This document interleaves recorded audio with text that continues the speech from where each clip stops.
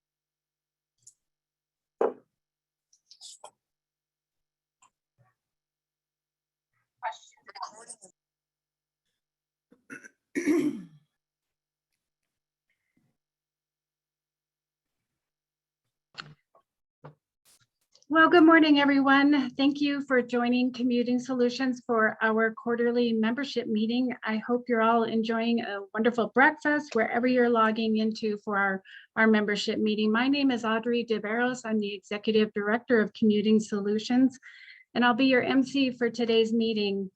We are pleased to host our first meeting of the year as hopefully our last virtual membership meeting. It's been 2 years since we have hosted a meeting in person. It's just been crazy, hasn't it? Returning back to meeting in person will start again in April with our Colorado 119 membership meeting. So we hope to see you there in person. Today, we're here to talk all about transportation policy, funding, and implementation.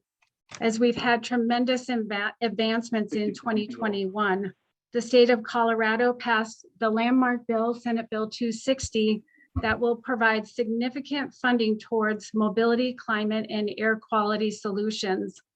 You'll hear more about this important bill this morning and other items that the state will be working on in 2022.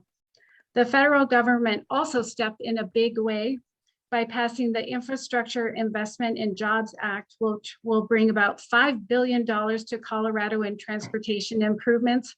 We are so pleased to have with us Congressman Joe Neguse, who will share more regarding the significance of this important bill, as well as his leadership to help us all recover from the Marshall Fire and his efforts for his district. Before we get started, here are a couple housekeeping items to ensure our meeting runs as smooth as possible. Please mute yourself and turn off your camera to reduce distractions during the meeting. We will provide Q&A time during the chat. So if you have a question for our speakers, just type it into the chat and we will cover as many of those as we can during the time available. We are recording this meeting and it'll be added to our website for future use. And lastly, I just wanted to make sure that you know that our meeting is ending at 10 a.m. today due to other scheduling constraints that we have. Thanks again for joining us for our general membership meeting, which is made possible in 2022 by our co-presenting supporters, Boulder County and the City of Boulder.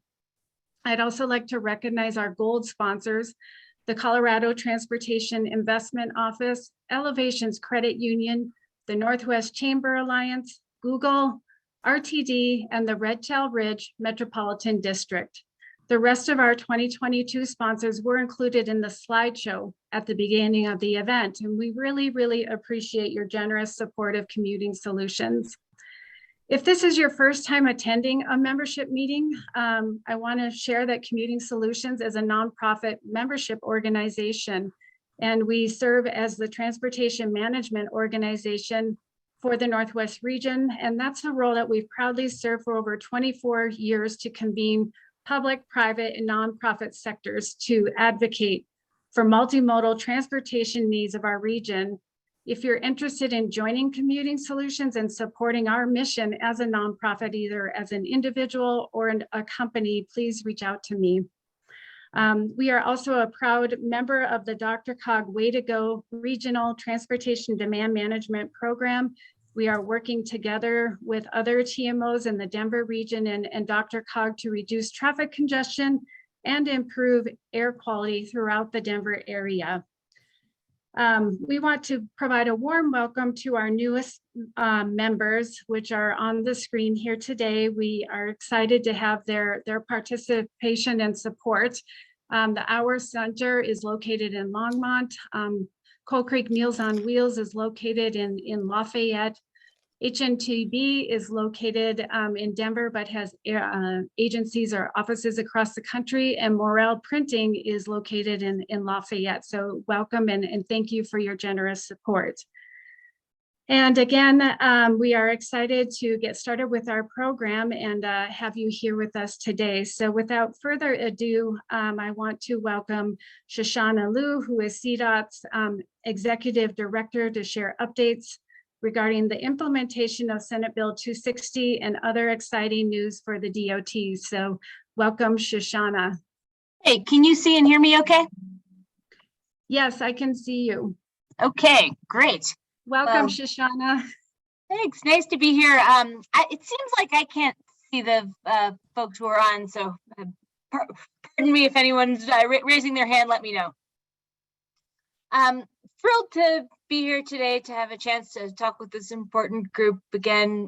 Really exciting time for transportation as we dive deep into the implementation of SB 260 combined with the new federal resources that we now have available pursuant to the federal infrastructure bill. It was really exciting that we got to have the Secretary of Transportation out in Colorado just a couple of weeks ago to make a plug for why all of the investments in our area are so important, and to really in specific highlight the importance of taking our competitive grant application seriously. And I'm going to touch on that a little bit today, but just to kind of start with the lead, we're really excited here that one of the major grants that we're pursuing at the state level as a priority this year is to pursue the 119 vision, working together with so many of you. So, that's something as we focus on competing for federal grants, a really concerted effort right now around getting those resources to Colorado. Next slide, please. All right, so Senate Bill 260, and I'm going to go through this quickly because I know a lot of you are very familiar with it. Our $5.4 billion package over a decade, to both the state and our local partners, increasing spending through a system of new fees as well as general fund contributions. And one of the critical pieces here is that SB 260, gets ahead of the incredible transition to electric vehicles that we're seeing and makes sure that when the fleet turns over, we will not have a hole in our funding package from the revenues that currently come from conventional vehicles. Creates a series of state enterprises managed by CDOT and our interagency partners, having to do particularly with electrification as well as equity, expanding authority for transportation planning, particularly with the greenhouse gas pollution reduction planning rule that we just completed working together with the MPOs, transparency requirements to make sure that we're reporting to the public, and and a range of new sort of focuses on areas that have been very successful in the past. Next slide.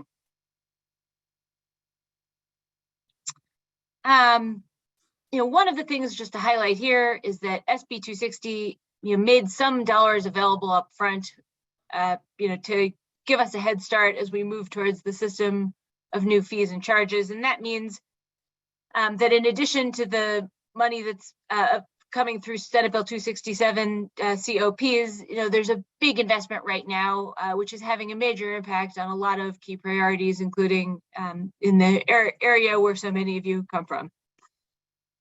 One of the things that this means is that we're really doubling down on high priorities for this group, like 119 and State Highway 7, to make sure that, we're kind of using this moment to advance the Northern Area Mobility Studies highest priorities that were also in the 10-year plan. And that's, again, speaking to the focus on the 119 corridor, this is really a moment where we can get a head start on a lot of these projects.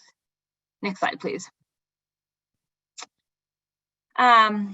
So just a kind of snapshot of where we are right now, that under the Multimodal and Mitigation Options Fund, which was significantly expanded through SB 260, kind of building on past investments. This is really enabling us to do a lot of creative things together with local partners. So here's just a current snapshot of performance of that fund. And, I'll also note that the MMOF had its authorities expanded specifically to be able to help everyone who receives those funds use dollars for mitigation under the new GHG pollution reduction planning standard. So that change that expanded the eligibility for the MMOF makes it so that it can really help us all comply with the new policy. Next slide. As I mentioned, very significant investments in electric vehicles and kind of getting ready for electrification through infrastructure as part of Senate Bill 260. Close to 20% of the funds in the bill are for various electrification investments, both the infrastructure side and equity in deployment of the EV fleet. And this, with the passage of the federal bill, becomes even more significant because we can achieve an order of magnitude combining federal and state funds, because we're also going to be getting significant dollars, especially for electrification infrastructure.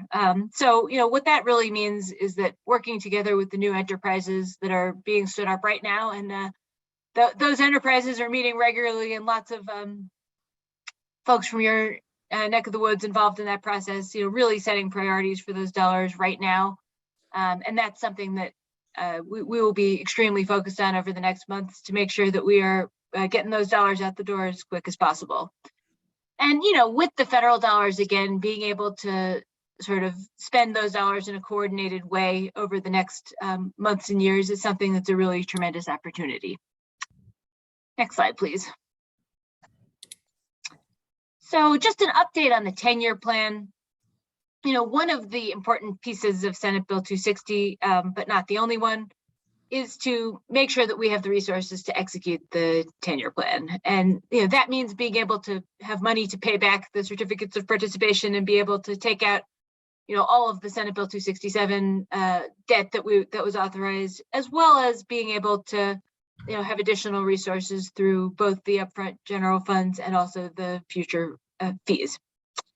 So with that, we are really doubling down on delivering the 10-year plan and updating it so that you'll all recall that the 10-year plan had 4 years that were kind of specifically funded, and then 6 years that were not. The next step as we are updating the 10-year plan is to identify what that sort of next 4-year funded list looks like, working together with all of you and others, so that we can get those projects into planning and delivery. This is information I think you all have seen before of just kind of the general outreach that happened in the first phase of the 10-year plan.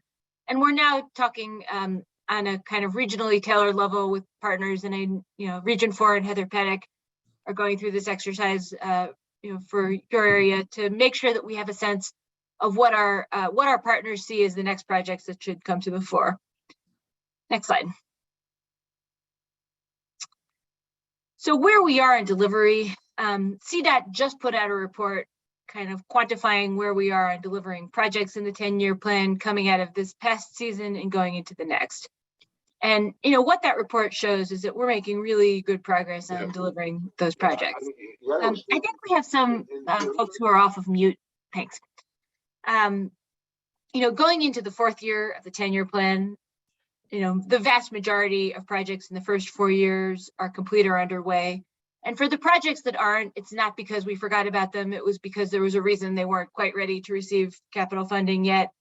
For example, with the 270 project, we're continuing to go through the consultations with the local partners and community stakeholders. So the project wasn't ready for construction funds yet because we have to go through that process. It's not because it's any less of a priority. Over 40% of the full 10-year plan is now complete, and 43 projects underway. Completed about 10 of them this year, with another 19 out to bid and getting underway.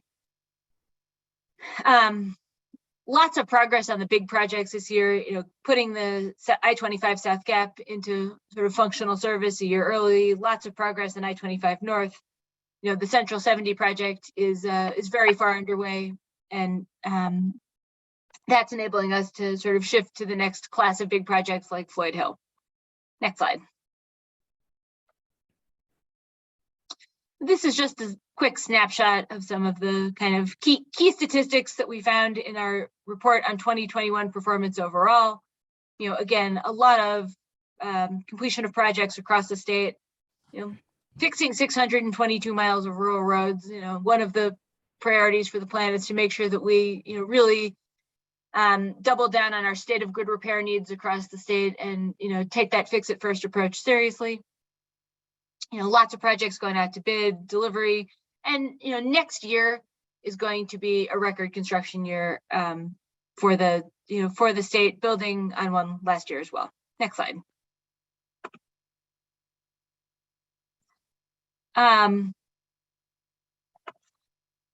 Sorry, I see a comment from Representative Gray's office. Before you log off, is there anything you wanted us to address?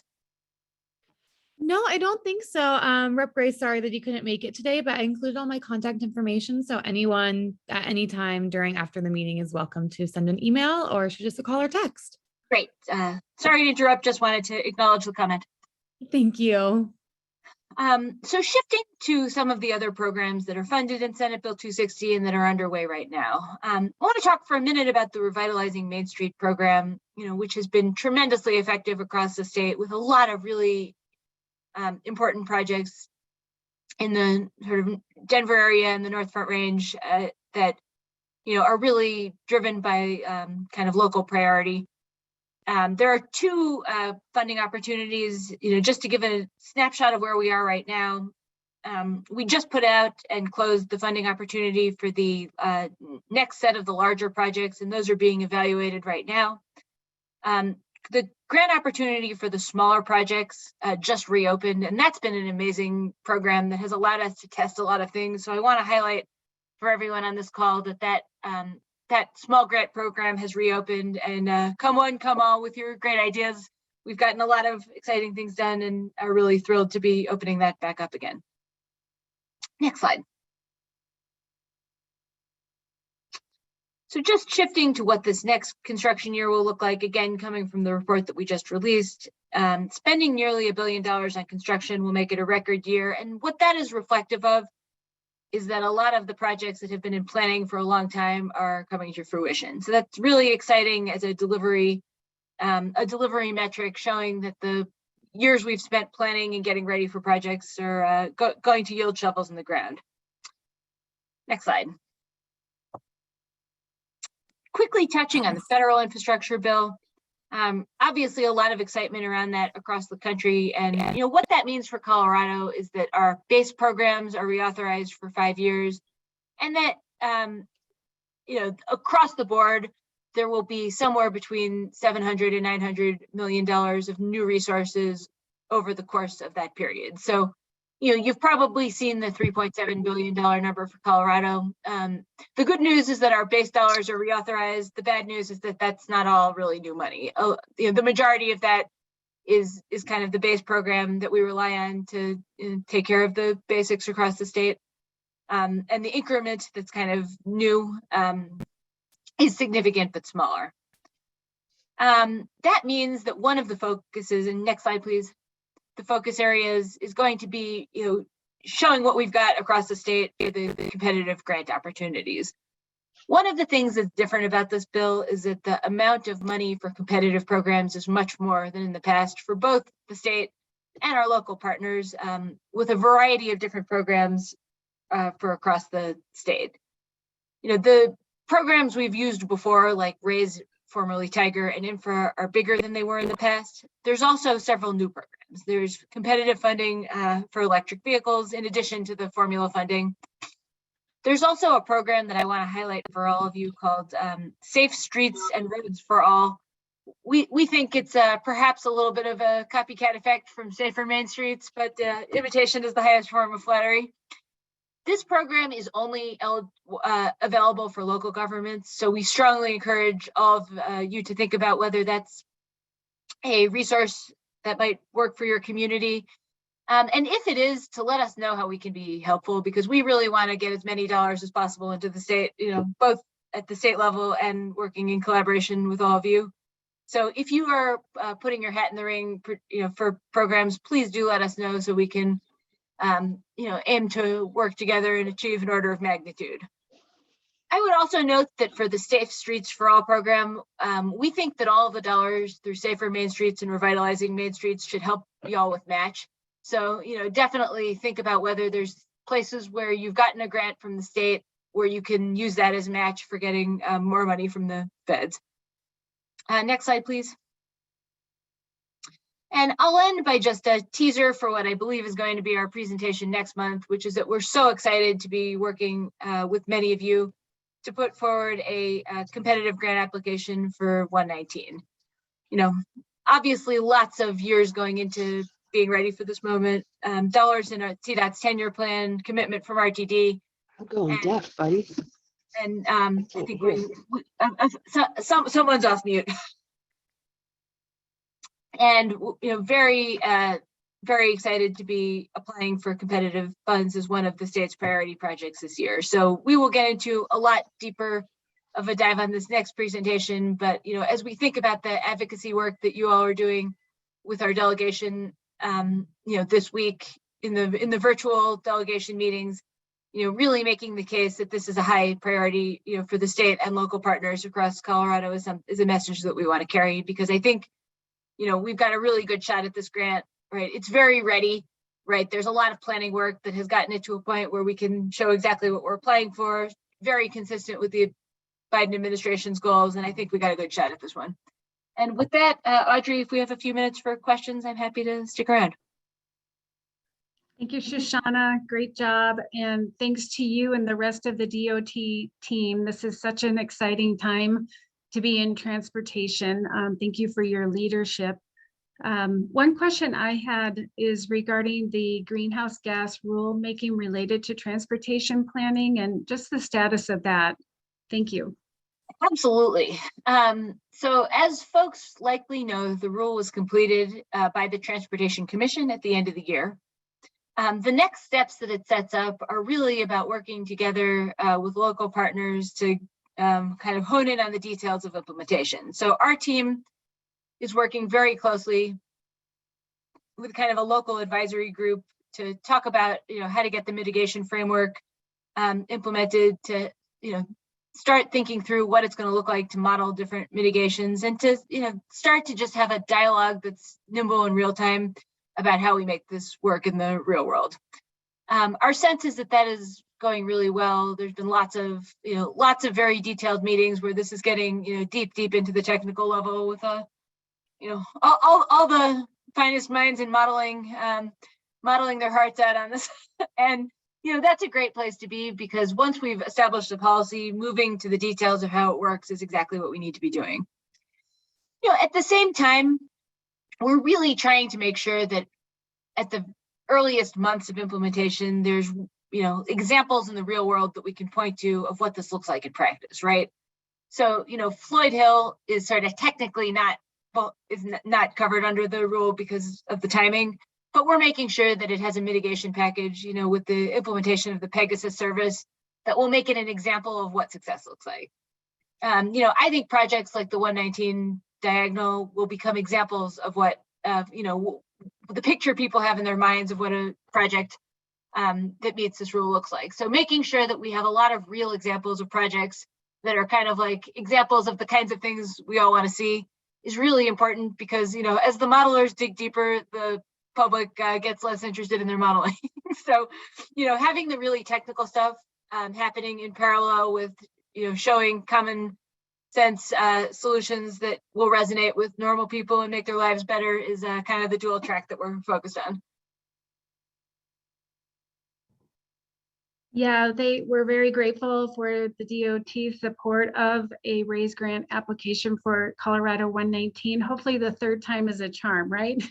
Well, I think third time is the charm. I also think that we're farther along this time. And, you know, because the combination of the planning work that everyone's done and having the dollars be, you know, be like within the parameters of the next few years, I think this is extremely competitive. And I think, you know, I think it's even better than it was the first two times in terms of being very specific about what we're applying for. So third time's the charm, but it's also, we're not just throwing the same thing in over and over. We keep making it better and better and better. Absolutely. Well, Director Liu, thanks so much for joining us here today, yet again for a membership meeting, and we'll look forward to continuing to collaborating with you on all things multimodal, climate change, and air quality. So have a great day, and we'll talk to you soon. Happy to double back on the question about EV charging money soon, and maybe we could have at a future meeting the Innovative Mobility team, who's working really closely with the new EV enterprises, talk in detail about that, if that would be of interest. Sounds good. I'll follow up with you. Okay. Thanks for having me. Nice to see you all. Bye-bye. Bye. All right, well then, turning our attention to the State House, we are pivoting a little bit as I learned from Senator Winter and Representative Gray that they are not available to step out from the House and Senate floor. So today joining us will be Andy Karsian, who is CDOT State Legislative Liaison, who will be sharing an update on what's happening for transportation under the dome. So welcome, Andy. Thank you all very much. You can hear me? Yes, we can. Awesome. So I'm going to do a very quick summary of some of the bills that have been moving through the process. I'm a poor pinch hitter for the senator and for Representative Gray, and I will be quiet as soon as Congressman Neguse jumps on as well. So very briefly, the session has been a very busy session. Early on in the session, CDOT was concerned with some of the bills that came out early on that did some deep dives into some of what CDOT does with procurement and budget reporting and a variety of other things. Those bills went away, and we're focusing on some of the other bills that are moving now.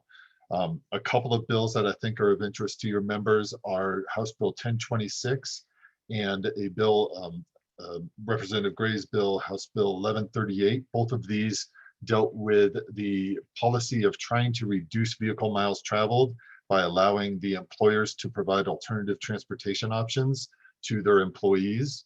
On 1026, Representative Byrd has a income tax credit for the employers, so they'll be able to recoup some of the costs in providing these alternatives. And then 1138 was Representative Gray's bill, and that also had a tax credit. It had an opportunity for CDOT to collaborate with the TMAs and TMOs like Commuting Solutions to develop a template for a survey for employers.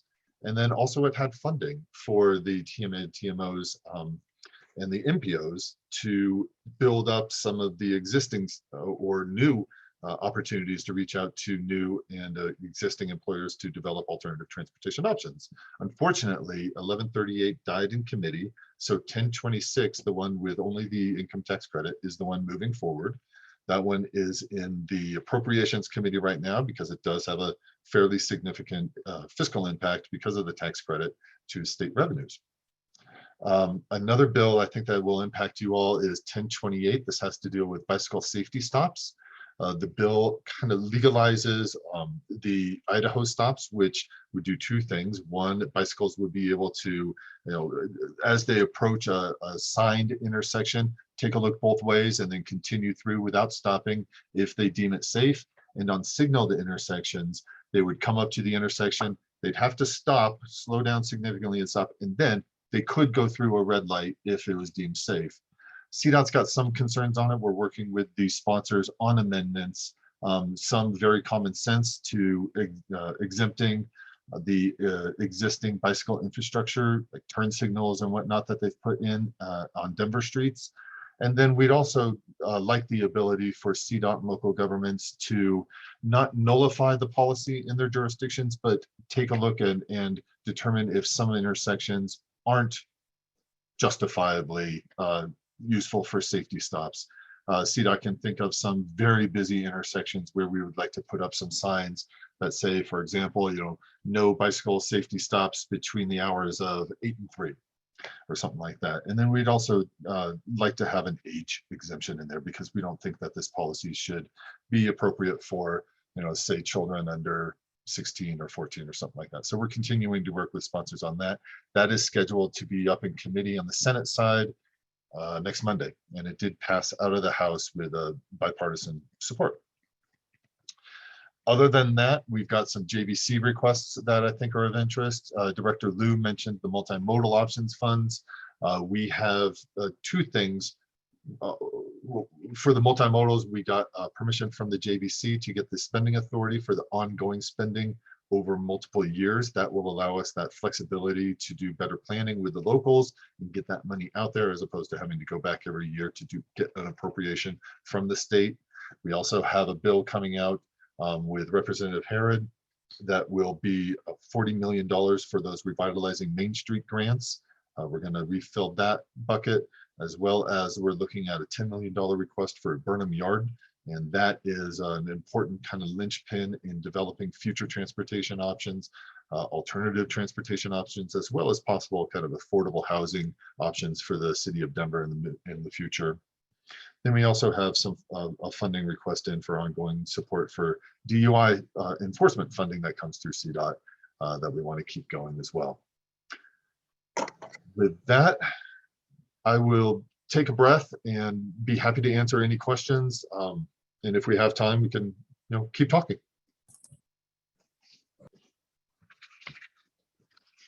I hope somebody's got some questions. Come on.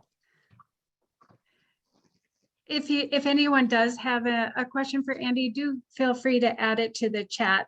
We do have a minute or two before Congressman Neguse is set to speak, although he has already joined us from what I understand. So we can take a moment and wait for Andy or turn it over to Congressman Neguse, recognizing I'm sure he has a very busy schedule. Why don't we just immediately turn it over to the Congressman? I am happy to answer any questions. Reach out to me individually or through Audrey. I really appreciate the opportunity to update you all. Thank you very much. Thank you, Andy. Great job. Appreciate it. Hello, Congressman Neguse. Welcome. Hello. Good morning. Good morning. How are you today? I'm doing well. I'm doing well. Thanks for having me. Yeah, thank you so much for being here and for your leadership on behalf of your district and all of Colorado. We greatly appreciate it.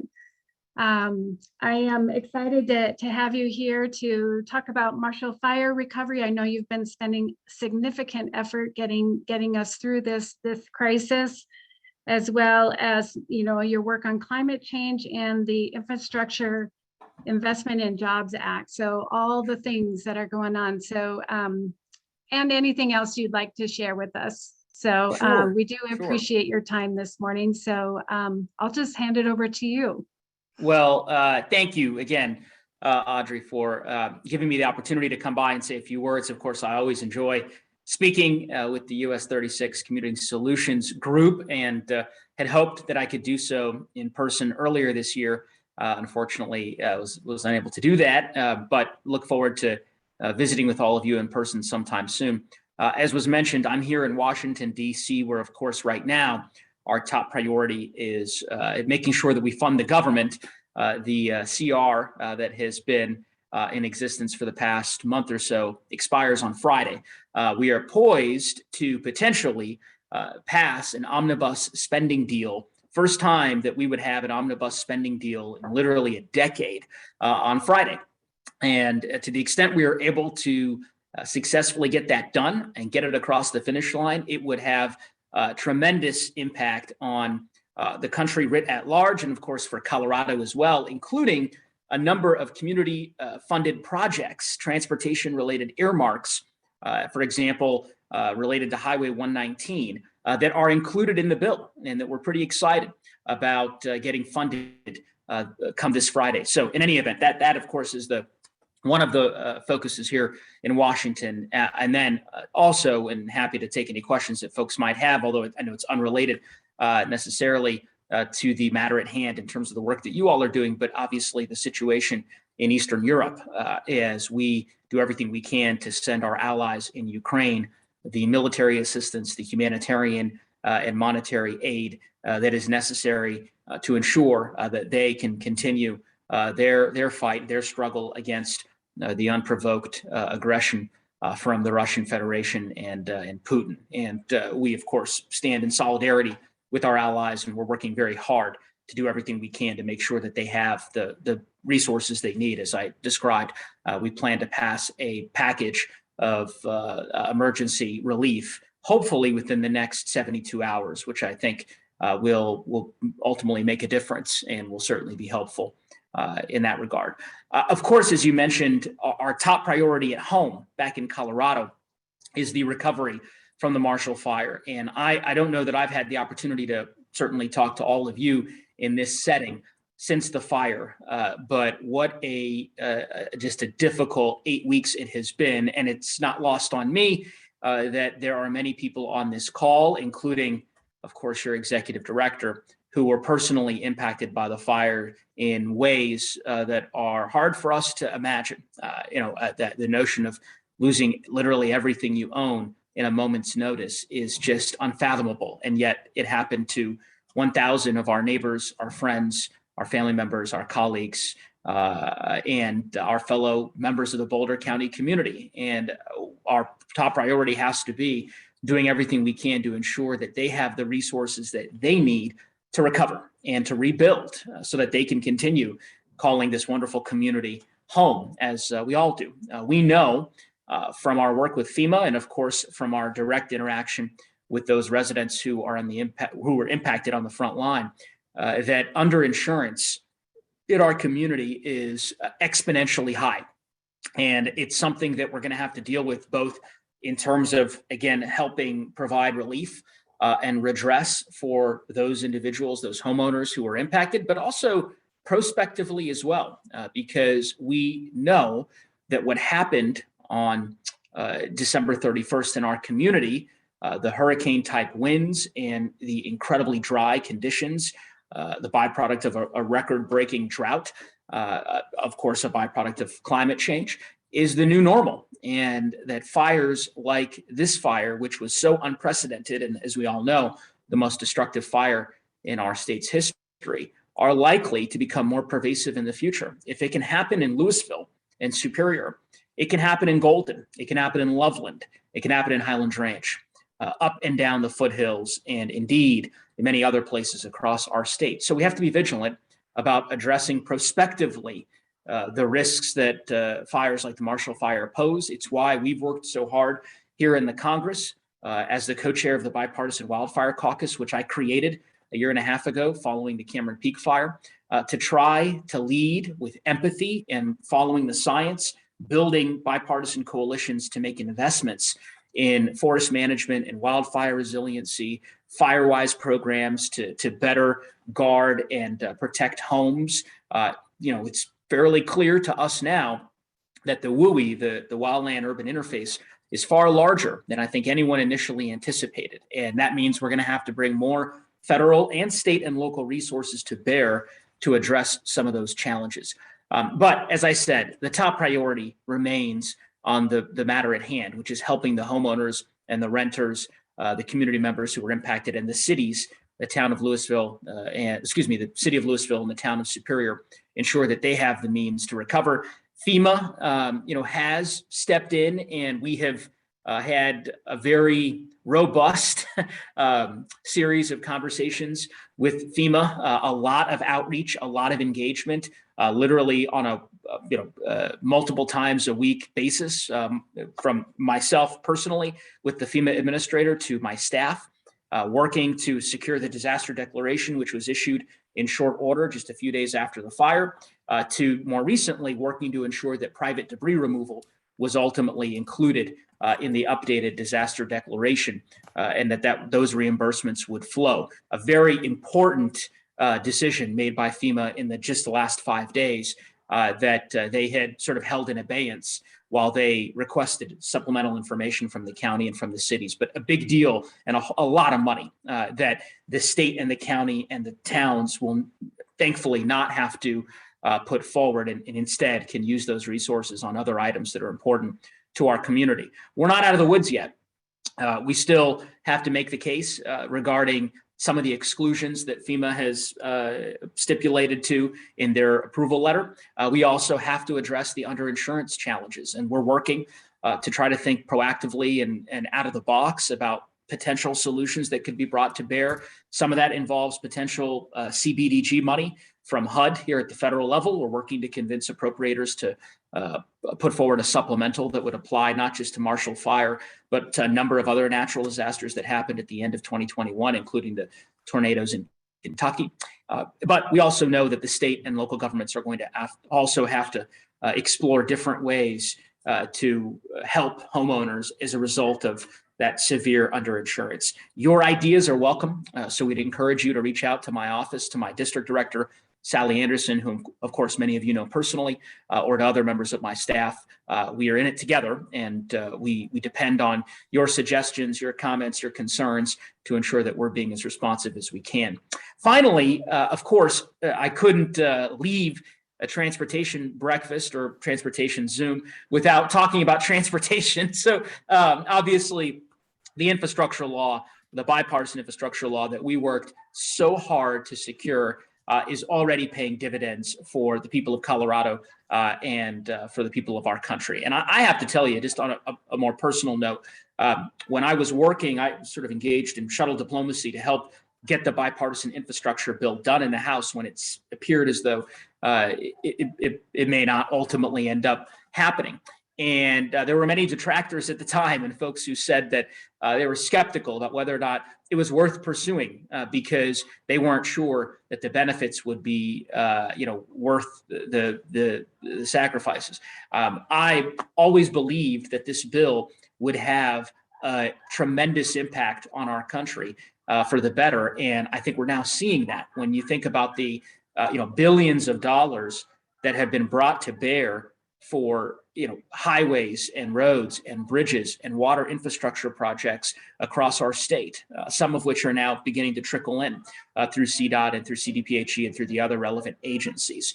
Secretary Buttigieg, as many of you know, was in Colorado just last week and spent some time with us to talk about the important work to be done on the highway on I-70. And sorry if I feel distracted, it's because I'm in my congressional office, but the walls are very thin. So whatever congressperson next door is having, it's quite loud over there. Maybe you can't hear it. But in any event, we held an event at Floyd Hill with Governor Polis and our senators to highlight just some of the work that's going to be done, again, in partnership with our state leaders to make sure that we make a difference and move the needle when it comes to some of the transportation projects that have been just stymied for years and years and years.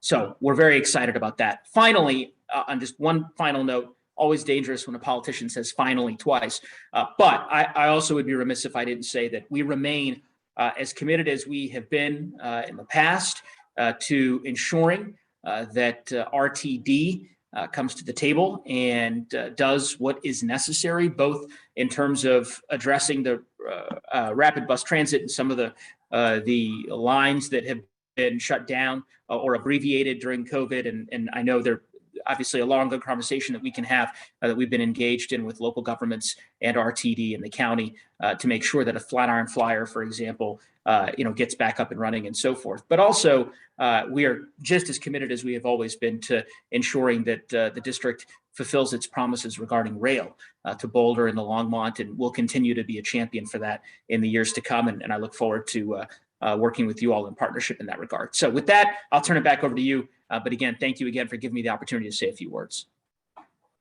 Thank you, Congressman Neguse. Though you touched on a lot of really important and high-level topics that are very pressing for all of us. And the FEMA debris removal is really a big deal.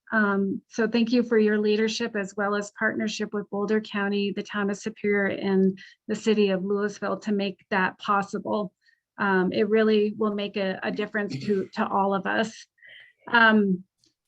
Speaking of rail and RTD, Mayor Joan Peck from the city of Longmont has asked any updates on funding for Amtrak from the infrastructure bill. So could you answer that question, please? Great question. Mayor Peck, it's good to hear from you. I don't have a specific update. I will check with I don't know if Abby Callahan is on the call today. I don't know, do you see if she's on there, Audrey? If not, I'll follow up with you, Mayor Peck, directly. I'll have Abby, who does our transportation work, follow up with you.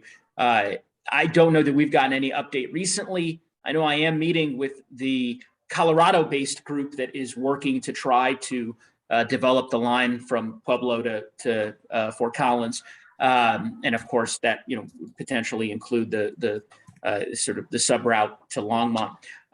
We're having some conversations, I think, at the end of this month with that group at their request. So I look forward to visiting with them. But I will get you more information about the status and how that is all unfolding. Sounds good. And if you do have any questions for Congressman Neguse, please do add them to the chat. We have a couple minutes, I believe, of his time yet. One item that I wanted to make sure you know about and that your staff and yourself have been supportive of the last 2 years is that CDOT is taking the lead to submit a RAISE grant for Colorado 119 to further and identify funding for a first phase of improvements, which you've been very supportive of in the past. So you'll be hearing more about that. We're in the process of preparing the application, but just wanted to let you know about that federal funding opportunity for the Northwest Metro region that CDOT is supporting. So we're grateful for that opportunity to partner.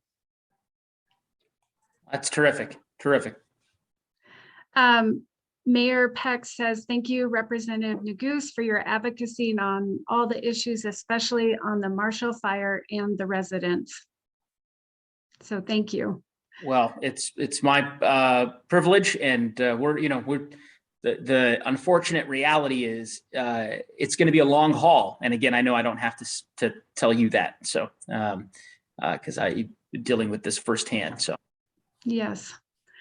Well, seeing no other questions for you, I'll give you some time back. Do have a good day, and we will look forward to seeing you in a little while. That sounds great. Thank you all so right. much. Take care. Stay safe. Bye.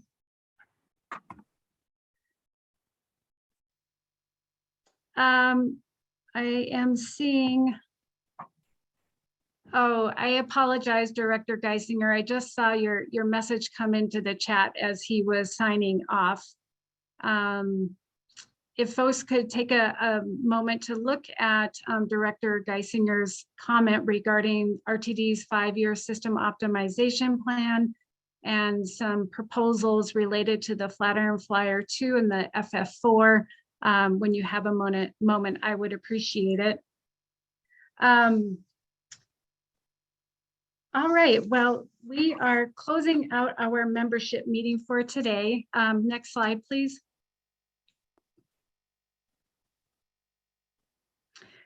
And a few announcements that I wanted to provide on behalf of our staff team is that we are making a couple changes to our membership meetings for the rest of the year. So starting at our April meeting, which will be in person for the Colorado 119 corridor, membership meetings will remain free for all of our members, but non-members will be asked to pay a $15 fee in order to have access to this valuable information and networking opportunities. So emails for that will be going out today to get that conversation started, and an invite. So please bear with us as we make a change to our format, which will hopefully add more value to our members. As part of this change, we're going to be providing some opportunities for new members to showcase themselves and highlight their organizations during the meeting. So we're excited to make a few pivots that you'll see at our April meeting coming up next month. Next slide, please. We have a couple of meetings coming up. We have our Workplace Ambassador Network meeting next week on March 15th, which will be held via Zoom. And as I mentioned, our 119 meeting on April 6th at the Hampton Inn in Gun Barrel. So hope to see you there. And is there one more slide?